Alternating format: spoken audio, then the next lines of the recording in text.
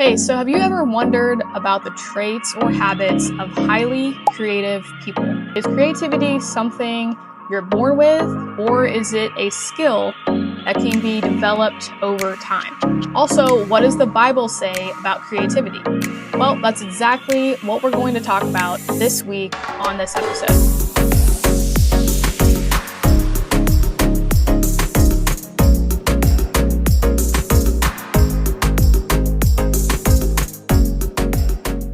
Hey there, welcome to this week's episode of the Sarah Hall Show.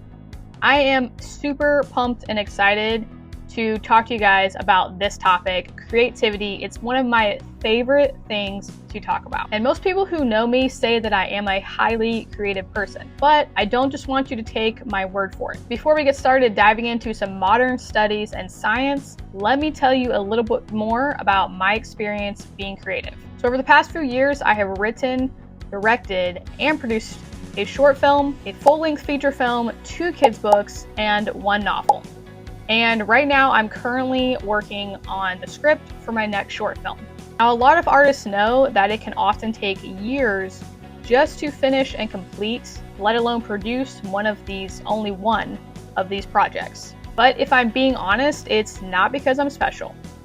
I believe it's because I have just learned the secret to being highly creative. So by now you're probably thinking, so what is the secret? Well, it's something that I call the power of being alone. Now you could also call this the positive side of social withdrawal. So in just a moment, I'm going to read you some statistics. But first, let me make it clear that there is a difference between loneliness and being alone. And that is really where a lot of people get confused on this topic and frustrated. So choosing to be alone in order to create an environment that fosters creativity is very, very different than feeling lonely because of external or internal factors in your life that you need to deal with and that you may be avoiding. Because if you study both the Bible and modern articles, you will find that often extreme spiritual breakthrough, creativity, mental clarity, and more have all come from purposeful alone time. Keyword there being on purpose. So that's why I believe that isolation without purpose is actually very, very dangerous. So personally, I think it's safe to say that most successful creative people are those that know how to do a dance. What is this dance? It's the dance between healthy social interaction and purposeful solitude. You need both, but in the right doses. All right, so here are some facts on creativity that I found doing some research for this episode, and I think you'll find it very interesting.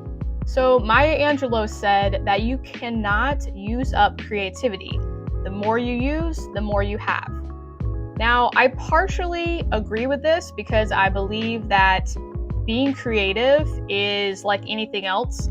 It is a muscle that the more you use it, the more creative you become. But I do believe that creativity is an energy. I do believe that the more time you spend being creative, the more it kind of just flows every day for you, and the more people will recognize your gift as being a highly creative person. However, there are some other things we're going to go over, and I'm not just going to give you the scientific things like the natural side of this. I also want to talk about the spiritual side, because there is a spiritual and natural physical world side to everything we do and everything that we are. So that's something we're going to get more into right now. So there's an article I found, I believe it was from the Washington Post, and the quote, the title said, "People who seek solitude are more creative."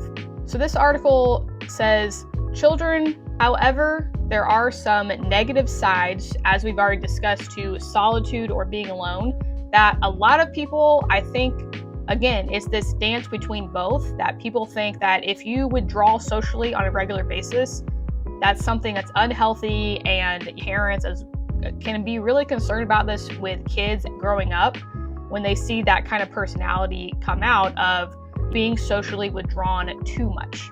So this study said that children who socially withdraw from their peers are at greater risk for anxiety, low self-esteem, poor interpersonal relationships, and poor academic performance. Other studies have shown that loneliness is associated with lower cognitive function, blah, blah, blah, blah, blah. Research are starting to declare loneliness a public health crisis. But is that really the case when it comes to creativity? That's the bigger question here. So the article goes on to say, but what about those who seek out solitude?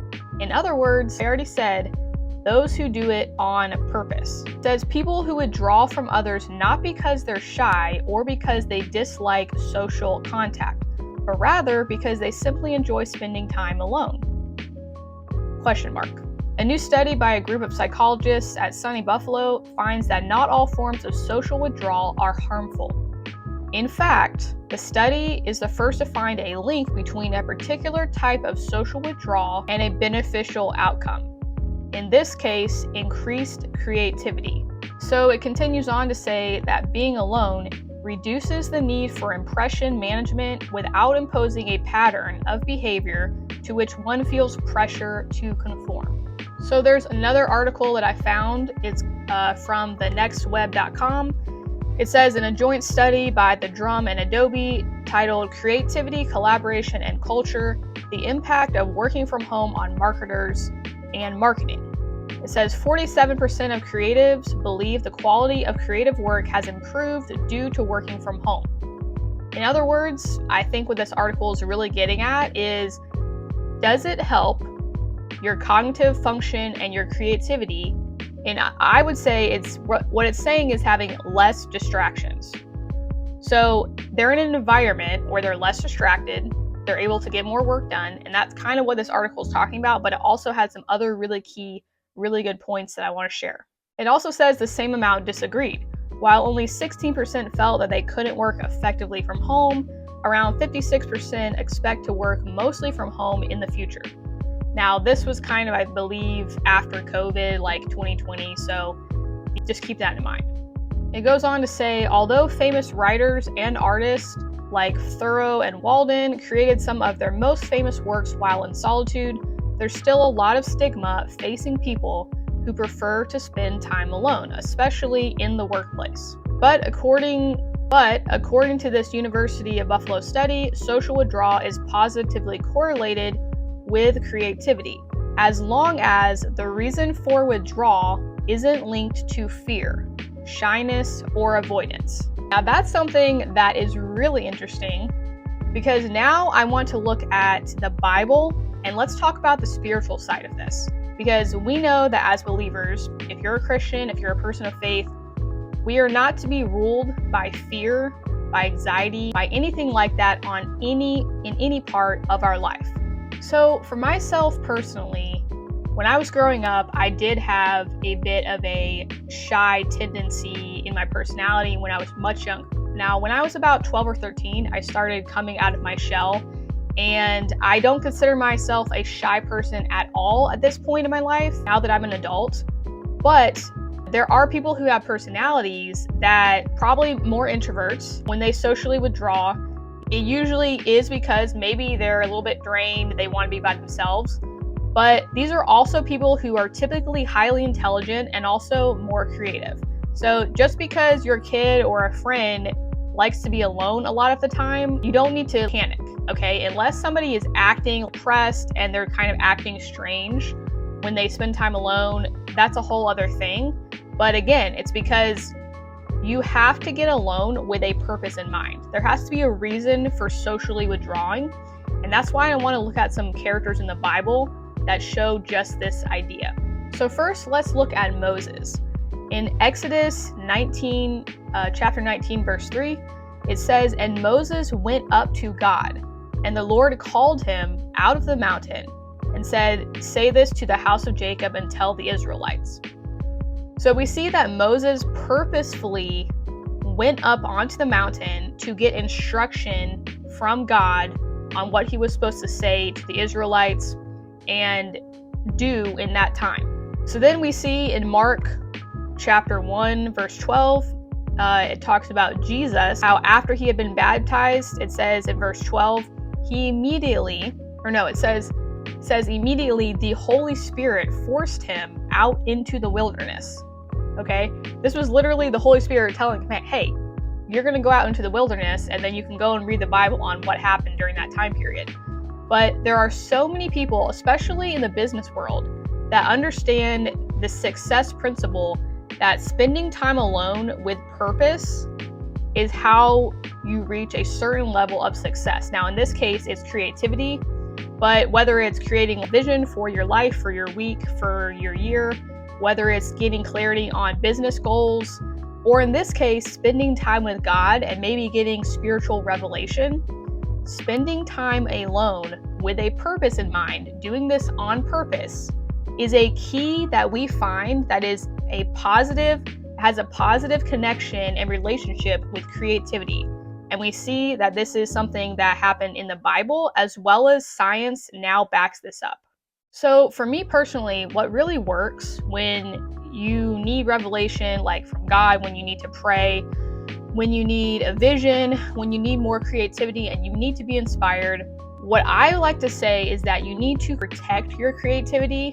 So for me, what works, and this is actually a lot of people do this on a regular basis, especially business gurus and really successful people. Arnold Schwarzenegger actually talked about this in his most recent book that I was reading earlier this year.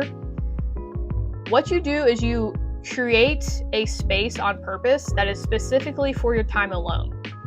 And what you can also do is that's creating a space where it's fostering your creativity by creating a physical space that is going to have minimal distractions. So in other words, you could also say it's occupying your body or distractions so that they can't come in your mind so that you can have mental clarity.